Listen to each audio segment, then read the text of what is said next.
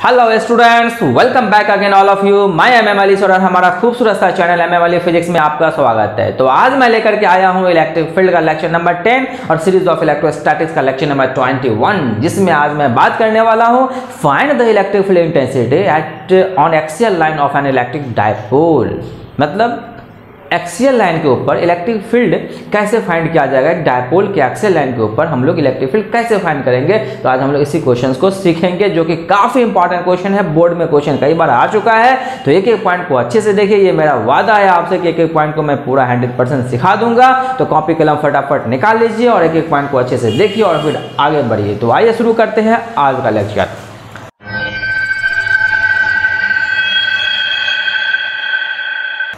सबसे पहली बात, हेडिंग दिया जाए find the electric field intensity on axial line of N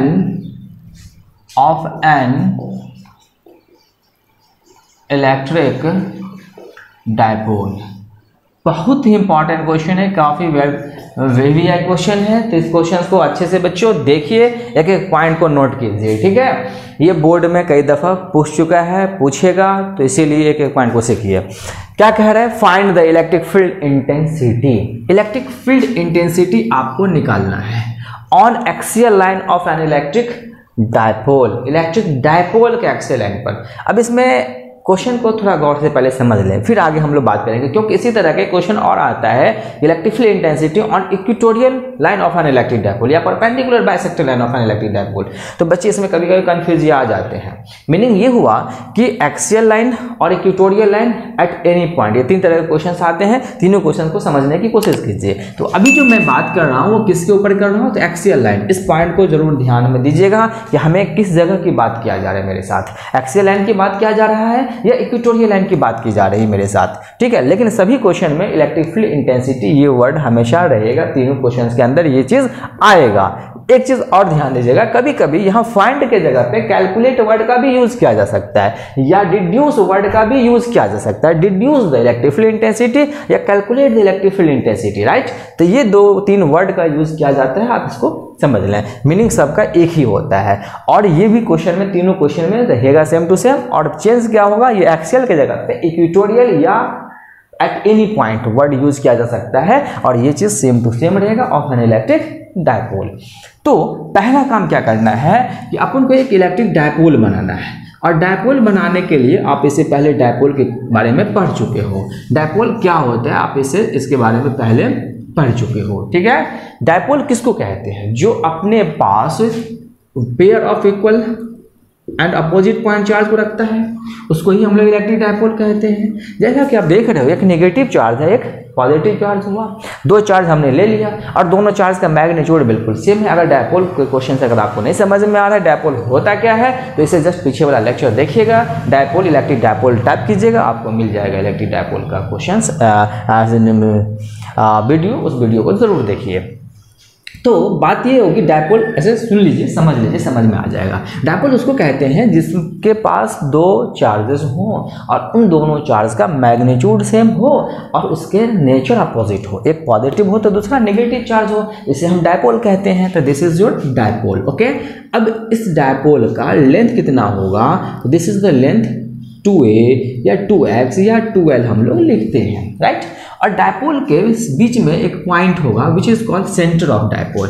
इसको हम लोग क्या कहते हैं? Centre of dipole, okay. अब इस सेंटर ऑफ डायपोल, इस सेंटर जब ये हो गया तो ये सेंटर से लेकर के एक चार्ज का जो डिस्टेंस होगा वो कितना होना चाहिए बच्चों?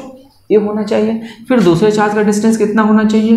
ये होना चाहिए। बिल्कुल डायग्राम को समझिए। डायग्राम समझ में अगर आ गया ना 100%, तो इसका डेरिवेशन 100% समझ में आना तय है, ठीक है, क्योंकि पूरे के पूरे कॉन्सेप्ट इसी डायग्राम के ऊपर बेस्ड है, ठीक। तो ये डायपोल हमारा हो गया। अब सवाल में कहता है इलेक्ट्रिक फील्ड निकालने के लिए, इंटेंसिटी निकालने के लिए कहाँ निकालना है आपको? तो एक्सियल लाइन के ऊपर निकालना है। तो पहले एक्सियल लाइन किधर होगा? तो ये आपका एक्सियल लाइन होगा। डायपोल का चाहे लेफ्ट में बनावे या चाहे राइट में बनावे, ठीक है। तो ज़्यादा अच्छा रहेगा कि मैं राइट में ले लूँ, किसी इधर लूँ या उधर लेफ्ट में लूँ, बात एक ही होता है, ठीक है। ओके चलिए, ये कौन सा लाइन है? दिस इज एक्सियल लाइन, जो डायपोल से होते हुए गुजर रहा है उसको हम लोग कहते हैं एक्सियल लाइन, राइट। तो इस एक्सियल लाइन के ऊपर कोई पॉइंट हम ले लेते हैं, ये कोई पॉइंट है P नाम का, ठीक। इस पॉइंट P के ऊपर हमें क्या निकालना है? इलेक्ट्रिक फील्ड निकालना है, जो सवाल में कह रहा है। ओके, अब इसका डिस्टेंस कुछ हम मान लेते हैं कि ये डिस्टेंस कितना है? R है। कहाँ से? सेंटर ऑफ डायपोल से। डायपोल के सेंटर से पॉइंट P का जो डिस्टेंस है उसको हमने क्या लेट कर लिया? R मान लिया, R लेट कर लिया, ठीक। अब बात ये हो रही है कि इस पॉइंट के ऊपर एक यूनिट पॉजिटिव चार्ज हमने ले लिया, ठीक। अब इस चार्ज के ऊपर ये भी चार्ज अपना फोर्स लगाएगा या अट्रैक्शन या रिपल्शन का, फिर ये भी चार्ज इसके ऊपर फोर्स लगाएगा अट्रैक्शन या रिपल्शन का, ठीक। मतलब इसका भी फील्ड यहाँ पे, इसका भी फील्ड यहाँ पर, ठीक है। तो अब एक फील्ड इधर जाते हुए मुझे दिखेगा और एक फील्ड इधर आते हुए दिखेगा। क्यों सर? तो यहाँ कैसा चार्ज है? नेगेटिव चार्ज है। यहाँ कैसा है? पॉजिटिव है। दोनों में क्या होगा? तो अट्रैक्शन होगा। मतलब ये चार्ज इस चार्ज को अपने ओर खींचेगा, तो मतलब इसका इलेक्ट्रिक फील्ड इधर आते हुए दिखेगा। तो ये फील्ड को हमने नाम रख दिया E1। और फिर ये जो दूसरा चार्ज हमारे पास है प्लस क्यूब, ये जब इस प्लस प्लस में क्या होगा? रिपल्शन होगा। तो ये पॉजिटिव चार्ज इस पॉजिटिव चार्ज को रिपेल करेगा। जब रिपेल करेगा तो इलेक्ट्रिक फील्ड किधर जाते हुए दिखेगा? बाहर की ओर हॉटवर्ड दिखेगा, ठीक। तो इसका नाम हमने रख दिया E2। तो इस तरह से ये समझ में आ गया E1 और E2 क्या है, राइट। कि E1 किसकी वजह से है? Due to minus Q charge, and E2 किसकी वजह से बना electric field? Due to plus Q charge, right. और ये R क्या है? डायपोल के सेंटर से लेके पॉइंट P तक का डिस्टेंस, राइट। अब उसके बाद अगर मैं कहूँ तो यहाँ से लेकर के माइनस क्यू चार्ज से लेकर के पॉइंट P तक का क्या डिस्टेंस होना चाहिए? तो भाई साहब R प्लस A होना चाहिए, बिल्कुल समझ में आना चाहिए। देखो क्यों, यहाँ से लेकर यहाँ तक कितना डिस्टेंस है? R है, और ये कितना है? A है, तो R प्लस A। अगर मैं कहूँ इस चार्ज से कितना डिस्टेंस होगा? तो सर R माइनस A होगा, बिल्कुल 100% गौर कीजिए एक एक पॉइंट को। कैसे सर? तो ये पूरे कितना है? R है। R में से अगर मैं एक हटा दूँ तो यही डिस्टेंस तो बचेगा ना। जी हाँ बच्चों, एक एक पॉइंट को अच्छे से देखिए, काफ़ी अच्छा है और सबसे आसान अली सर के डिक्शनरी का यह सबसे आसान सवाल है। इससे आसान सवाल अली सर के डिक्शनरी में कोई नहीं है, ठीक है जी हाँ। तो अच्छे से देखिए, तो कहने का मतलब ये हुआ डायग्राम बिल्कुल कंप्लीट हो चुका है। जो जो चीज़ आपको चाहिए, जिस चीज़ की आवश्यकताएं हैं, वो सब के सब इस डायग्राम के अंदर आ चुका है। अब क्या करना है? डायग्राम के अंदर जो बातें आपने किया है उसको पहले लिखा जाए। तो हम लिखते हैं, लेट करते हैं, क्योंकि इमेजिन किया गया है। तो हम लेट से शुरू करेंगे। तो लेट 2 चार्जेस, कितने चार्जेस आपके पास हैं? 2 charges minus cube and plus cube of an electric dipole.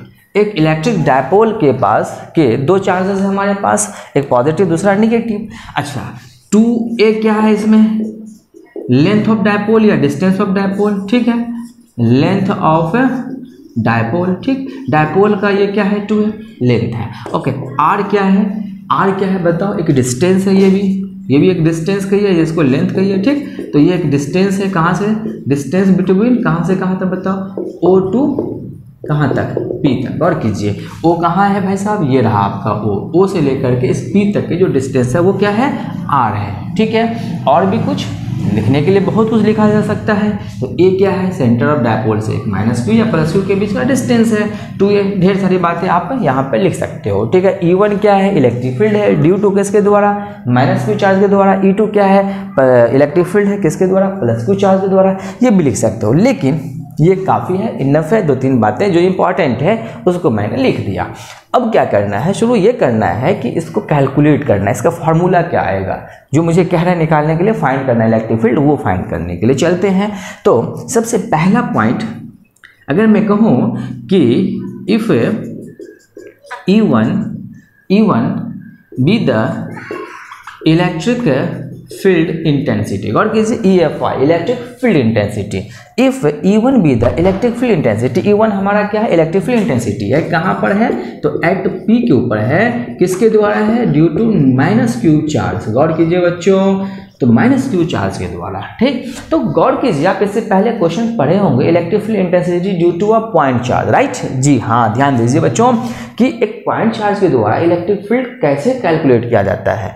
अगर मैं कहूँ कि ये चार्ज फिलहाल नहीं है, ठीक, ये चार्ज हमारे पास है, तो इस चार्ज को हम कौन सा चार्ज मान के चले, एक पॉइंट चार्ज मान के चलेंगे और इस पॉइंट चार्ज के द्वारा इस पॉइंट P के ऊपर इलेक्ट्रिक फील्ड निकालेंगे, जो कि आप इससे पहले निकाल चुके हैं। नहीं तो electric field intensity due two point charge का क्वेश्चन वीडियो लेक्चर जरूर देखिए, उसमें आपको ये चीज पूरे कॉन्सेप्ट मिल जाएगा। तो मैं उस फार्मूला को डायरेक्ट यूज यहाँ करने वाला हूँ, तो इसलिए कि E1 is equal to E1 electric field is equal to क्या मिलने वाला है, K इंटू क्या होता है Q upon R square, right. तो यहाँ कौन सा चार्ज है, माइनस क्यू चार्ज है अपॉन आर, यहाँ से लेकर यहाँ तक डिस्टेंस कितना आपके पास बताओ, आर प्लस ए का होल स्क्वायर, राइट। इसको हम मान लिया इक्वेशन नंबर फर्स्ट। कोई प्रॉब्लम? नो प्रॉब्लम सर, बहुत ही आसान है सर। अली सर की डिक्शनरी का ये सबसे आसान सवाल है, इससे आसान सवाल अली सर की डिक्शनरी में कोई नहीं अभी तक आया है, राइट। जी हाँ सर, आप तो हमेशा ऐसे कहते हैं, हर सवाल को तो आसान है। जी हाँ सर, फिजिक्स बहुत आसान है, तो मैं आसान ना कहूँ तो क्या कहूँ, टफ कहूँ। हाँ, तो आइए, ये पहला इक्वेशन मिल चुका है। फिर अगेन आप सिमिलरली उसी तरह से आप काम करेंगे, तो सिमिलरली अगर आप उसी तरह से काम करेंगे तो हम ये कहें कि इफ E2 बी द, है ना, E2 क्या है, E2 क्या है, अगर इफ क्या अगर है और वो दिखता भी है, if E2 be the electric field intensity कहाँ के ऊपर, P के ऊपर, किसके द्वारा, due to plus Q charge. ध्यान दीजिए बच्चों, बालक ध्यान दीजिए, प्लस क्यू चार्ज है ना, जो अगर आप इसका ए बी नाम दे देंगे तो यहाँ एट बी लिख सकते हैं, है ना, उतना ज़्यादा कॉम्प्लेक्स करने की जरूरत नहीं है भाई साहब, आसानी मेथड से समझिए। तो मैं क्या कहा कि if E2 be the electric field intensity at P के ऊपर किसके द्वारा, प्लस क्यू चार्ज के द्वारा हमारा इलेक्ट्रिक फील्ड E2 है, तो देन, तो इसलिए, तो अब मुझे बताइए कि E2 इज इक्वल टू मुझे क्या मिलेगा, K into plus cube upon क्या डिस्टेंस है, डिवाइडेड बाय आर स्क्वायर, चार से लेकर पॉइंट के बीच का डिस्टेंस कितना है, तो R माइनस ए का whole square, right. This is your second equation. Okay, अब क्या करना है, नाउ अब हम लोग थोड़ा सा आगे बढ़ते हैं। Now total electric field intensity at P due to dipole. गौर कीजिए, बहुत ही बढ़िया बात है, ड्यू टू डायपोल, बहुत इंपॉर्टेंट बात, ध्यान दीजिए। Total electric field intensity at कहाँ, P के ऊपर।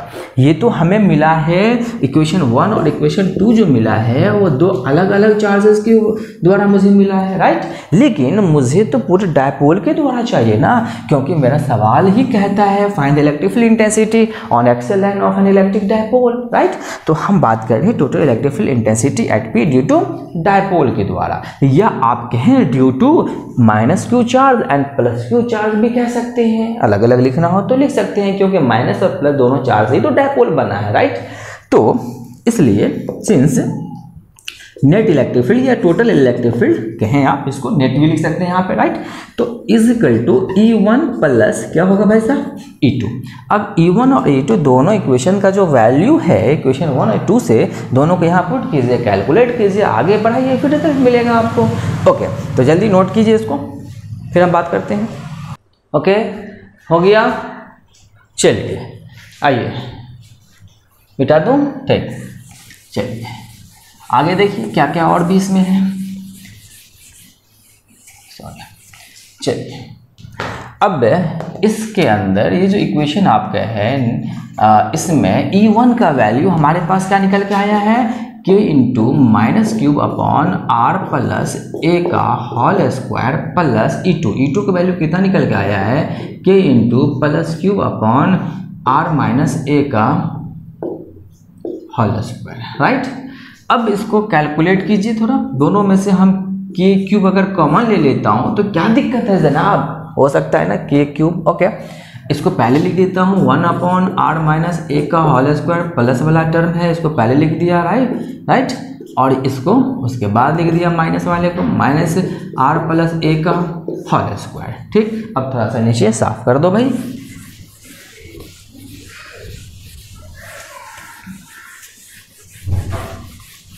ओके, अब देखिए K क्यूब अपने जगह पे है, ये E नेट है आपका, K क्यूब अपने जगह पे है, यहाँ एलसीएम क्या आएगा, एलसीएम आएगा आर माइनस ए का whole square into R plus A का होल स्क्वायर, राइट।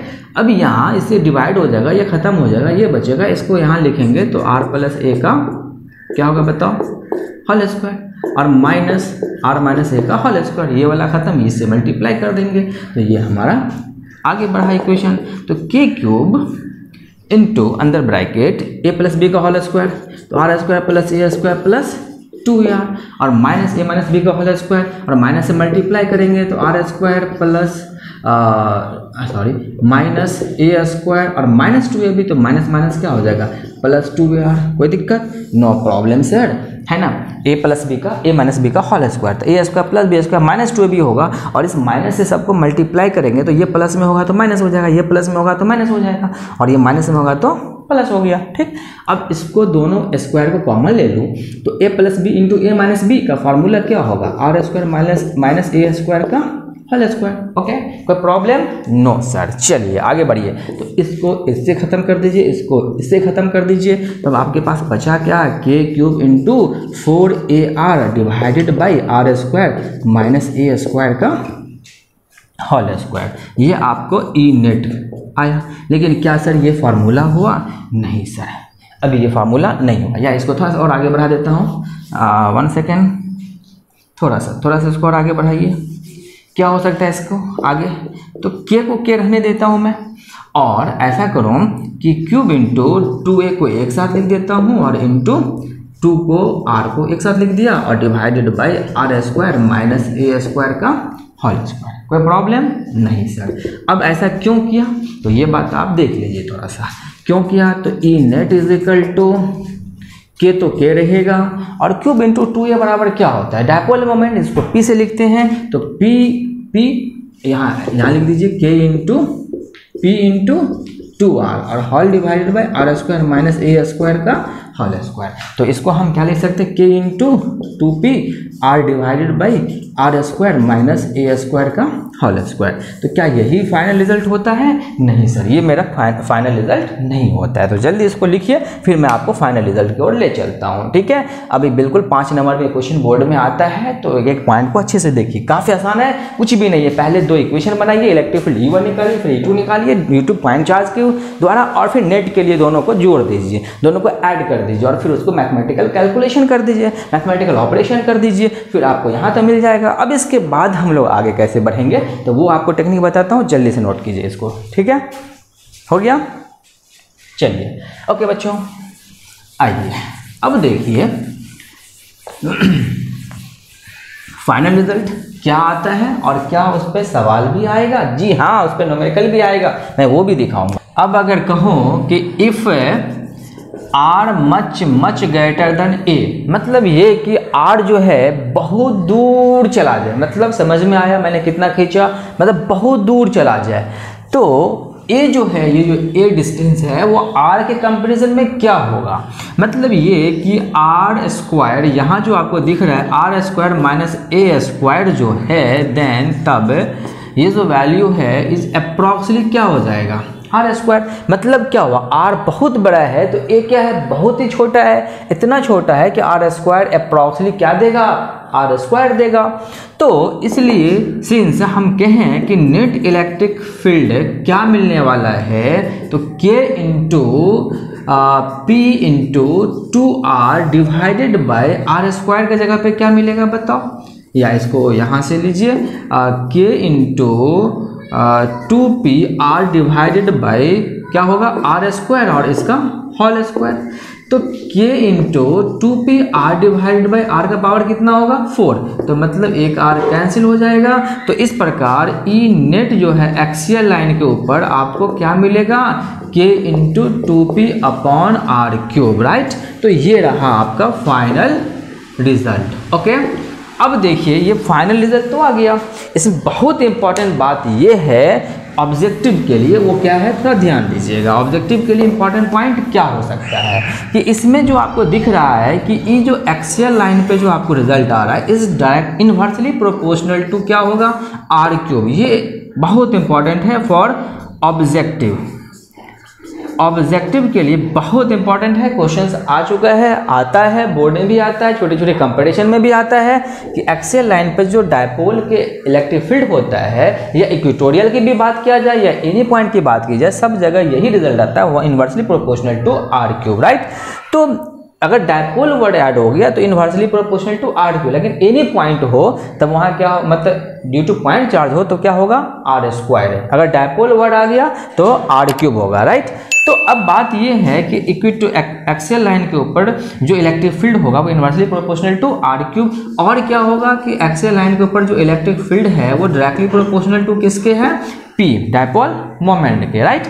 अब बात यहाँ पे खत्म नहीं हुई, और भी कई सारे ऑब्जेक्टिव है। अगर ऑब्जेक्टिव में आपसे क्वेश्चन पूछ दिया जाए कि if electric field intensity on axial line of an electric dipole is inversely proportional to, option में दे दिया जाए 1 upon R square, 1 upon R cube and 1 upon R and R square, तो ऑप्शन कौन सा इसमें सही होगा, सेकंड ऑप्शन सही होगा। तो इस तरीके से ऑप्शन आप चूज कर सकते हैं, बस आपको कॉन्सेप्ट मालूम होना चाहिए, राइट। तो इस प्रकार हमने ये देखा। अच्छा, और भी कुछ है, जी हाँ। अगर मैं कहूँ कि आर अगर जाते जाते कहाँ चला जाए, इनफाइनाइट पे चला जाए, ठीक है। आइए यहाँ आइए गौर कीजिए थोड़ा कि अगर मैं कहूँ कि if R tends to infinity, R कहाँ चला जाए, इन्फिनिटी के ऊपर चला जाए, मतलब आर जाते जाते जाते कहाँ चला जाए, इनफाइनाइट के ऊपर, तो देन आप मुझे बताओगे कि एक्सियल लाइन के ऊपर जो इलेक्ट्रिक फील्ड होगा वो कितना मिलने वाला है, तो k into 2p upon infinite. तो एक्सियल लाइन के ऊपर जो नेट इलेक्ट्रिक फील्ड आपको मिलेगा वो क्या मिलेगा, 0। जी हाँ, एक बहुत इंपॉर्टेंट ऑब्जेक्टिव क्वेश्चन है कि एक्सियल लाइन के ऊपर पूछा जाए, अगर इनफाइनाइट पे अगर हम बात करें तो बताओ वहाँ इलेक्ट्रिक फील्ड कितना होगा, तो 0 होगा। ये एक ऑब्जेक्टिव में भी क्वेश्चन आ सकता है, इसको भी याद रखें फॉर ऑब्जेक्टिव के लिए, राइट। अब ये ऑब्जेक्टिव के लिए ये क्वेश्चन ये रहा। अब इसका ग्राफ क्या होगा, है ना। अगर मैं बात करूं कि graph of electric field on axial line versus किसके हो, वर्सेस आर, ठीक है, इन दोनों के बीच का ग्राफ। आर बोले तो ये वाला डिस्टेंस सेंटर ऑफ डायपोल से लेकर के उस पॉइंट पर जिस पॉइंट पे हम इलेक्ट्रिक फील्ड की बात कर रहे हैं। तो ग्राफ के लिए सबसे पहला काम आप क्या कीजिए, ग्राफ एक्सिस खींचिए, ग्राफ एक्सिस। तो इस पर हम किसको कहें, एक्सियल लाइन का इलेक्ट्रिक फील्ड हो गया वाई पे, और ये हमारा डिस्टेंस है आर। अब इस पे ग्राफ किस तरीके से जाएगा बताओ, ये रहा आपका ग्राफ।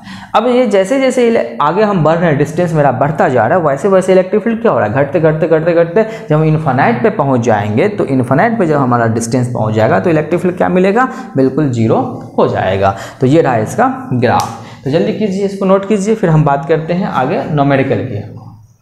हो गया, चलिए ओके बच्चों, आगे आपके सामने एक सवाल। पहला सवाल क्या कहता है, गौर कीजिए। सबसे पहले सवाल को पढ़िए, समझिए, उसके अंदर दिए गए सभी डेटा को लिखिए, और फिर फार्मूला क्या होता है उसको लिखिए, और फिर उसमें पुट कीजिए, फिर कैलकुलेशन कीजिए, रिजल्ट आपके सामने आ जाएगा। तो चलिए सॉल्व किया जाए। तो सबसे पहली बात कहता है कैलकुलेट द इलेक्ट्रिक इंटेंसिटी। क्या निकालना है, इलेक्ट्रिक इंटेंसिटी। चलो ई निकालना है, ये तो क्लियर हो चुका है। एट अ पॉइंट 30 सेंटीमीटर, कितने डिस्टेंस पर, 30 सेंटीमीटर के डिस्टेंस पर ऑन एक्सिस। जी हाँ, तो ये समझ में आ गया। इलेक्ट्रिक फील्ड कहाँ निकालना है, तो एक्सियल लाइन के ऊपर निकालना है। कितने डिस्टेंस पर, तो 30 सेंटीमीटर के डिस्टेंस पर, राइट। अब सेंटीमीटर को पहला काम क्या करें, हम लोग मीटर में कन्वर्ट कर लेते हैं, ठीक है। तो 3 × 10⁻⁻1 मीटर हो जाएगा। कैसे, तो 100 से डिवाइड कीजिए, 0 कट, एक 0 कैंसिल हो जाएगा, एक 0 को ऊपर ले जाइए, तो 10⁻⁻1 हो जाएगा। फिर कहता है of an electric dipole of moment, जिसका डायपोल मोमेंट कितना दे रखा है, 10 कूलम मीटर। ये सेंटीमीटर नहीं है, जल्दी से सेंटीमीटर नहीं पढ़ लेना है, ठीक है। ये C for coulomb, M for metre, ठीक। तो अब फार्मूला क्या है, चलो फार्मूला यूज किया जाए। एक्सियल लाइन का फार्मूला तो K × 2p upon R cube, right. तो अब यहाँ पर क्या क्या है इस फार्मूला में, जो चीज़ मुझे चाहिए क्या वो हमारे पास है, अगर है तो यूज़ किया जाए, नहीं तो फिर उसको उस तरीके से बनाइए, फिर उसमें यूज़ कीजिए डेटा को। तो K का वैल्यू कितना है, 9 × 10⁻⁹। 2 तो 2 है हमारे पास। P का वैल्यू हमारे पास कितना है, 10, और डिवाइडेड बाय R का वैल्यू हमारे पास कितना है, 3 × 10⁻⁻1 का होल क्यूब। ओके, तो कितना होगा, 9 × 2 = 18 × 10⁻10 डिवाइडेड बाय 27 × 10⁻3। क्या कैंसिल होगा, बताइए जल्दी जल्दी। जी, आपका मैथमेटिक्स बहुत अच्छा है, जल्दी जल्दी फटाफट बताओ। तो क्या होगा, 2/3 × 10⁻, ये कहाँ जाएगा, ऊपर जाएगा, तो कितना आएगा, 13, ठीक है। तो इस प्रकार अगर हम बात करें तो एक्सियल लाइन के ऊपर इलेक्ट्रिक फील्ड कितना मिलेगा 0.66 इंटू 10⁻13। तो ऐसे इसको एक स्टेप और आगे बढ़ा दीजिए तो एक्सियल लाइन के ऊपर इलेक्ट्रिक फील्ड कितना होगा 6 और भी 6 आएगा, है ना। हाँ, तो 6.67 इंटू 10⁻13 होगा या 12 होगा, 12 होगा। क्यों? क्योंकि एक 10 हमने इसको दे दिया। तो इस प्रकार ये इतना वोल्ट पर मीटर इलेक्ट्रिक फील्ड का एक यूनिट होता है न्यूटन पर कूलम, ठीक है। दूसरा यूनिट क्या होता है इलेक्ट्रिक फील्ड का वोल्ट पर मीटर। इसका कॉन्सेप्ट इलेक्ट्रिक फील्ड एक लेक्चर है, उस लेक्चर को गौर देखिएगा, समझ में आ जाएगा। ओके, जल्दी नोट कीजिए। ठीक हो गया। ओके बच्चों, आप ध्यान दीजिए। सवाल नंबर 2 आपके सामने आ चुका है। सवाल 2 में क्या कह रहा है आइए उसको देखते हैं। तो आइए सॉल्व किया जाए फटाफट कॉपी कलम निकालिए, सॉल्व कीजिए। कर लिया? ओके, आइए देखिए। कहता है कि 2 चार्जेस ऑफ इतना प्लस है 0.2 माइक्रोकूलम एंड -0.2 माइक्रोकूलम। मीन्स ये है कि 2 चार्जेस हमारे पास है और दोनों चार्ज का जो मैग्नीट्यूड है ना वो इक्वल दिख रहा है, बट उसका साइन क्या है अपोजिट है। नेचर कैसा है उसका अपोजिट है। तो इससे ये साबित हो रहा है कि 2 जो चार्ज है ना वो प्लस माइनस में सेम मैग्नीट्यूड का है, मतलब वो डायपोल है ना। तो 0.2 माइक्रोकूलम। तो पहला काम क्या किया जाए माइक्रो को तोड़ लिया जाए। तो प्लस माइनस 0.2 माइक्रो, एक माइक्रो की जगह पे कितना 10⁻⁻6, फिर दूसरे माइक्रो की जगह पे 10⁻⁻6 का कूलम, तो कूलम रहेगा। तो plus minus 0.2 into 10⁻⁻12 coulomb. Okay, और प्लस 10⁻⁻6 सेंटीमीटर अपार्ट। वो दोनों कितनी दूरी पर रखा हुआ है, मतलब 10⁻⁻6 सेंटीमीटर के दूरी पर रखा हुआ है, डिस्टेंस पर रखा हुआ है। तो कैलकुलेट द, तो उसको हम लोग क्या कहेंगे 2a कहेंगे। तो अगर कैलकुलेट द इलेक्ट्रिक फील्ड, क्या निकालना है इलेक्ट्रिक फील्ड निकालना है। आगे देखिए एक्सियल लाइन की बात की जा रही है। Electric field at N axial point, कहाँ पे एक्सियल पॉइंट के ऊपर, एट अ डिस्टेंस ऑफ, कितना डिस्टेंस पर, r इजिकल टू कितना दे रखा है 10 सेंटीमीटर। और सेंटीमीटर को क्या कीजिए मीटर में कन्वर्ट कर लीजिए from there middle point. Okay, this is r। Okay, और एक चीज इसमें कह रहा है कि use the standard value of epsilon naught. अब एप्सिलॉन नॉट का वैल्यू होता है 8.85 10⁻⁻12 कूलम स्क्वायर पर न्यूटन पर मीटर स्क्वायर। आप इसको यूज करें या सीधे सीधे k का वैल्यू आप यूज कर लें, राइट। तो चलिए आइए फार्मूला यूज कीजिए। तो एक्सियल लाइन का फार्मूला क्या होता है k इंटू 2p/r³। तो वैसा p है क्या दिया गया डेटा में, नहीं। तो थोड़ा सा इस फार्मूला को p जिस फॉर्म में जो डेटा दिया गया उस फॉर्म में इसको कन्वर्ट कीजिए। तो k इंटू 2 और p का वैल्यू क्या होता है cube into 2a divided by r³, right. तो k का वैल्यू कितना होता है, अब तो आ चुका है ना क्यूब के फॉर्म में, ठीक। तो 9 इंटू 10⁻9 k का वैल्यू हो गया 2, तो 2 रहा, है ना। क्यूब का वैल्यू कितना आपके पास दे रखा है जल्दी बताओ 0.2 इंटू 10⁻⁻12 और 2a का वैल्यू कितना आपके पास 10⁻⁻6 और होल डिवाइडेड बाई r का वैल्यू कितना आपके पास 10⁻⁻1 का होल क्यूब। ओके, आगे बढ़िए। तो कितना होगा 9 2 18, 18 2 3.6 पॉइंट है, पॉइंट दे दीजिए। 10⁻ कितना होगा, है ना 12 6 18 6 ही है ना 10⁻⁻6, ठीक है। तो 18 में से अगर 9 गया तो कितना आएगा बताओ, है ना। तो -9 और नीचे कितना है 10⁻⁻3, ये ऊपर जाएगा 3.6 इंटू 10⁻�9 और 10 कितना होगा +3। तो इस प्रकार 3.6 इंटू 10⁻⁻6 न्यूटन पर कूलम, ये रहा आपका आंसर, ठीक है। तो जल्दी से एक बार फिर से रिवाइज कीजिए। क्यू का वैल्यू आपको समझ में आ गया होगा। ये 2a हमारा दिया गया है 10⁻। हाँ, लेकिन एक चीज़ ध्यान दीजिए, सेंटीमीटर को मीटर में कन्वर्ट करना पड़ेगा। तो 10⁻8 मीटर होना चाहिए, ठीक। तो यहाँ हम लोग सही कर लेते हैं, या -8 हो गया।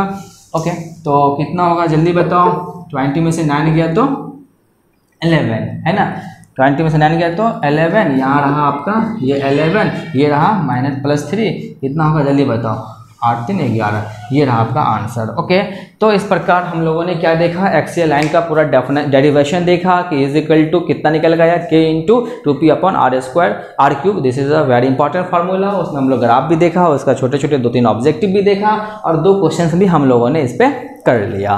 तो बिल्कुल इस क्वेश्चन को अच्छे से पढ़ लीजिए, एक्सेल लाइन के डेरिवेशन को, क्योंकि मैं अगला वीडियो जो आप तक पहुंचाऊंगा उसमें हम लोग इक्वेटोरियल की बात करेंगे, और इक्वेटोरियल और एनी पॉइंट की जो बात करेंगे ना, तो उसमें ये क्वेश्चंस काफ़ी आपको सपोर्ट करेगा। जब आप ये समझ जाओगे तो उस क्वेश्चंस को एनी परपेंडिकुलर बाइसेक्टर और एनी पॉइंट वाला जो क्वेश्चन आएगा डायपोल के, तो दोनों क्वेश्चन आपको इजीली समझ में आएगा। तो अच्छे से इस वीडियो को देखिए, एक एक पॉइंट को बढ़िया से देखिए और कॉपी में लिखिए, फिर आगे बढ़िए। Tough luck, when I meet you in next video.